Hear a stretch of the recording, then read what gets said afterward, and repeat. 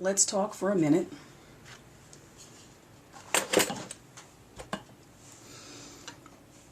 about possibility. Now we used our cinnamon.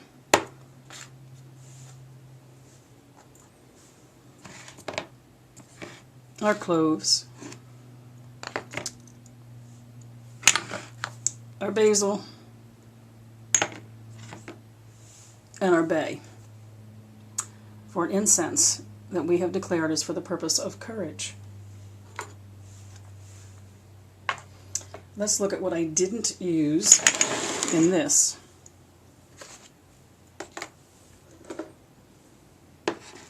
Rosemary, thyme, and sage. Rosemary, thyme, and sage. Extremely powerful cleansing herbs. If you really wanted to make it even more cleansing, we would add lemon peel. Cleansing, clearing, refreshing ourselves, inspiring ourselves, all the things you can do with those. And just for the heck of it, let's see what we have left. We have nutmeg, coriander, and marjoram.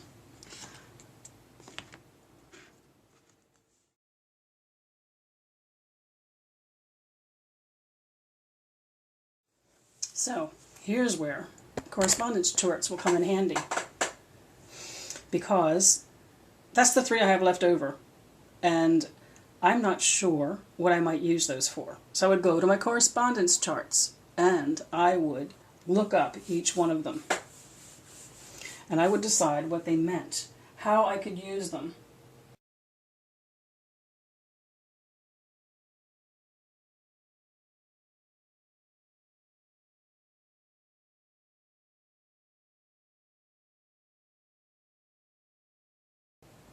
Coriander is a balancing herb. Marjoram, amongst all the other things that it is a calming herb, especially one that calms anger or frustration. And nutmeg, amongst all the things that it can be, is about awareness. I would like to combine the 3 of those to make an incense about balancing, calming, and using the effects of the nutmeg within that. The awareness aspect of my bringing into my body and settling down, breathing, and intentionally calming myself. Awareness of the act of calming.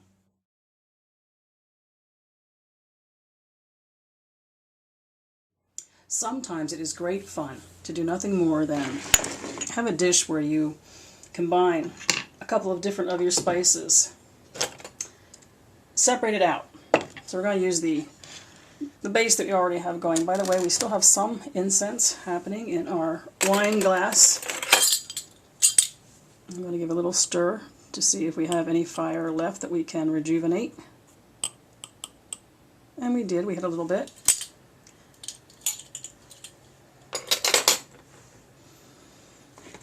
But if I were to be sitting down for the purpose of meditation, I might go to my kitchen cupboard.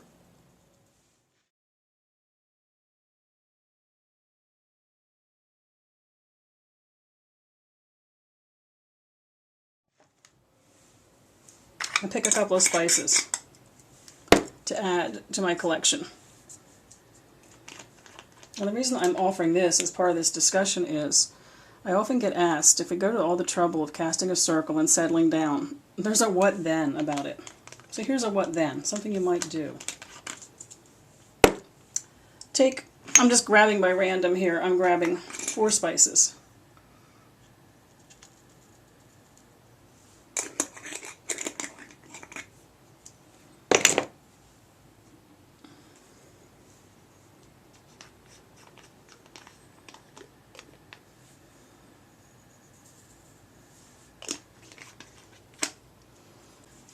So I have brought into circle 4 spices.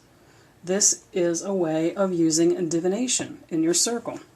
One of the things that you can do when you've cast that circle for yourself and you're sitting in meditation And we did just lose the fire in the wine glass roll-up incense, so that tells you how long that lasted. In my life, it lasted about 15 minutes. I'll be editing this down, so you won't be aware of that, but I did want to tell you that.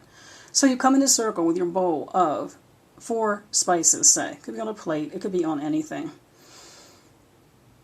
You have your 4 spices, and you have the correspondence list that you have created for the spices you hold in your cabinet. Now, when you went into your cabinet, you did not intentionally pick up spices. You just grabbed 4. You could have grabbed 3. You could have grabbed 5. It doesn't matter. You grabbed them. There was no intent to your grabbing of those particular spices. You go into circle. You do whatever you do to calm and center, or cast if you cast. It doesn't matter. You might not cast. You might just calm and center.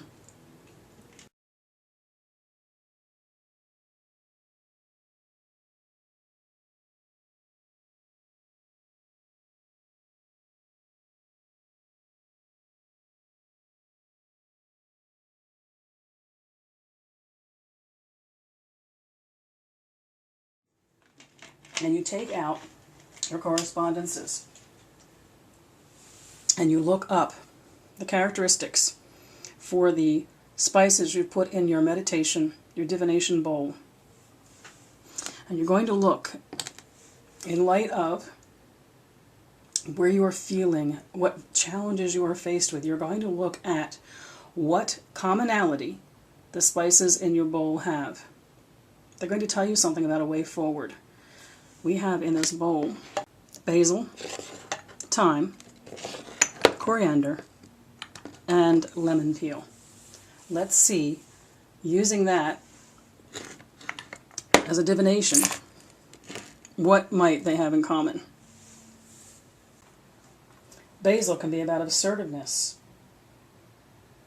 cheerfulness, concentration, confidence, courage, enthusiasm, making a decision. Coriander can be about balancing, healing, love, motivation, strength. Lemon can be about curing depression, healing, relaxing. And thyme can be about inspiration, focus, freshness, a way forward. So you would meditate on the attributes you found for the 4 spices that you put into your bowl.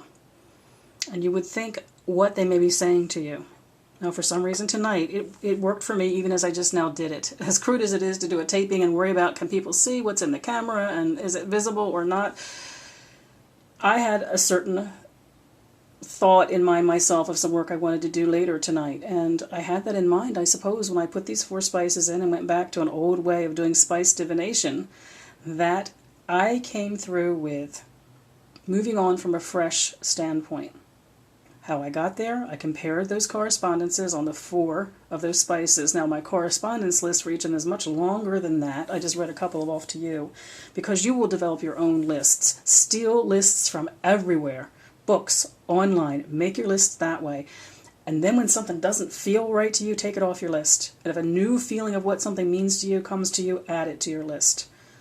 It becomes your list in the end, but don't hesitate to steal it from all over the place. I had a certain thought in mind, and unbeknownst to me, I ended up doing a divination for myself, which is starting from a fresh place. Wiping a slate clean and starting from a fresh place.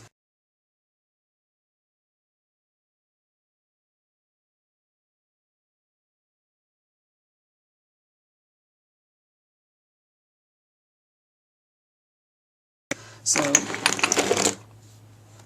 I would meditate on that in my circle, and then I would imagine it being so.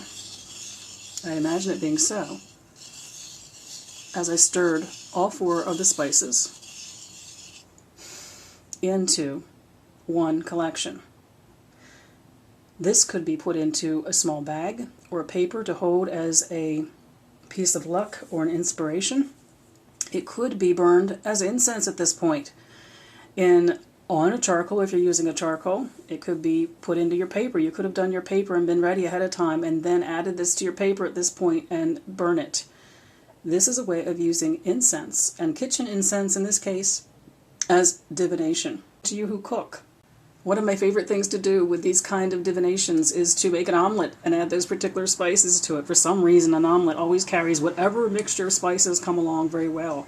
But you may use these in your cooking in some sense over pasta. Any way you can make use of it, then with magic you will continue in your kitchen. Another thought I wanted to add in there for those of you who are kitchen witches and hearth witches and would like to use herbs in a way that you have blessed and circle in your kitchen. So, I hope that was interesting for you. Going to your cupboard and discovering what you might have and making use of what is at hand. And Bob Hickman reminds us that if you are on a budget and you are collecting spices of your own, by all means, grab them from a dollar store, grab them from the supermarket, grab them from any place you can.